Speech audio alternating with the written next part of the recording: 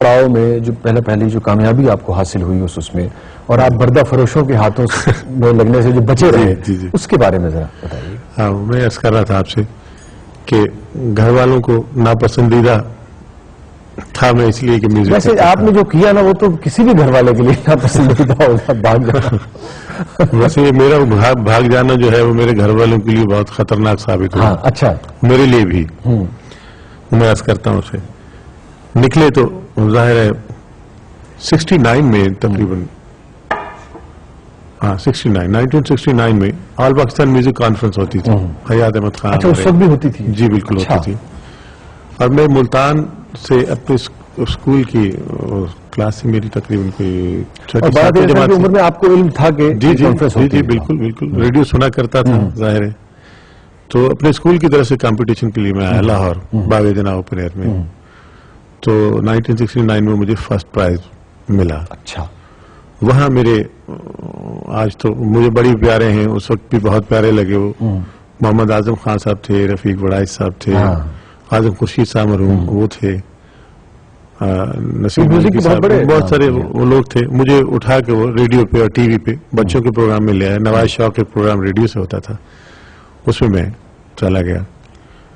तो मैं और बुशरा अंसारी हम बच्चों के प्रोग्राम में गीत गाया करते थे दोनों टीवी पे, जब सी स्टूडियो होता था। तो इस तरह चलते चलते नवाज शाह प्रोग्राम में मैं गजल गा रहा था फैज साहब की कि तुम आए हो न शबे इंतजार गुजरी है, तलाश में है सहर, तलाश में है सहर, बार बार गुजरी है। मेहदी हसन साहब कहीं अपनी गाड़ी में रेडियो सुनते हुए रेडियो पाकिस्तान लाहौर आ गए। अच्छा। मैं वही अर्ज करता हूँ कि मालिक जिस तरह रास्ते बनाता है बनने के, मेरी तो मंजिल सिर्फ यही थी कि मुझे बहुत बड़ा गाने वाला बनना है, लेकिन रास्ते मुतय्यन करना मेरी बस में नहीं था। वो मेरे मालिक ने ही मुझे रास्ता दिया। मेहदी हसन साहब रेडियो पाकिस्तान लाहौर आए, मुझे पता चला, एक शोर मचा है, मेहदी हसन साहब बहुत बड़े लोग। मैं भाग के उनकी कदम बोसी के लिए गया। मैं जनाब मैं आपका बड़ा मता, अरे बेटा वो बात सुनो, यहाँ कोई लड़का गुलाम अब्बास यहाँ गाया है नवाज शाह प्रोग्राम में, तो उसको बुलाओ। मैंने कहा जी वो तो मैं ही हूँ। तो मेरी तरफ गौर से देखा, कहने लगे तुम ऐसा करो, ये तो बाद में पूछूंगा तुम कौन हो, लेकिन बेटा एक बात याद रखो, मुझसे गाना सीखोगे बहुत बड़ा नाम पाओगे और इस मुल्क के बहुत बड़े आर्टिस्ट बनोगे। वाह। मैंने कहा जी मैं तो यही चाहता हूँ आप मुझे सिखाएं। तो कहाँ रहते हो बाद में पूछा। मेरे भाई उनके बहुत अच्छे दोस्त निकले और फिर मुझे बच्चों की तरह जिन्होंने समझा और बहुत सपोर्ट किया। हबीब जालिब साहब बहुत बड़े हमारे मुल्क के। यूँ आपने खान साहब की शागिर्दी में? जी, खान साहब के साथ मैं चला गया उनके घर।